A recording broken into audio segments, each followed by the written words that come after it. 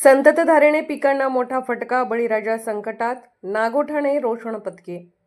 जिल्ह्याच्या विविध भागात पावसाचा धुमाकूळ सुरूच असून काल शनिवारी व आज रविवारीही अनेक भागांना पावसाने झोडपल्यामुळे पिकांचे मोठ्या प्रमाणात नुकसान झाले आहे।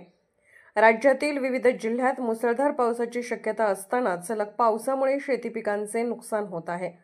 अनेक ठिकाणी अवकाळी पावसामुळे फळबागांचे आणि इतर पिकांचे नुकसान झाले आहे। शेतकरी आर्थिक अडचणीत सापडले आहेत, तर संपूर्ण राज्यात अवकाळी पावसाने जोरदार हजेरी लावल्याने शेतीचे मोठ्या प्रमाणात नुकसान झाले आहे। राज्यात धुळे, सोलापूर, जळगाव यासारख्या जिल्ह्यांमध्ये अवकाळी पाऊस आणि वादळी वाऱ्यामुळे गहू, बाजरी, कांदा, मका यासारख्या पिकांचे नुकसान झाले आहे। याच पार्श्वभूमीवर अवकाळी पावसाने नुकसान झालेल्या शेतीचा पंचनामा करण्याची मागणी केली जात आहे। बातम्या पाहण्यासाठी आपले चॅनल लाईक आणि सबस्क्राइब करा व बेल आयकॉन दाबायला विसरू नका।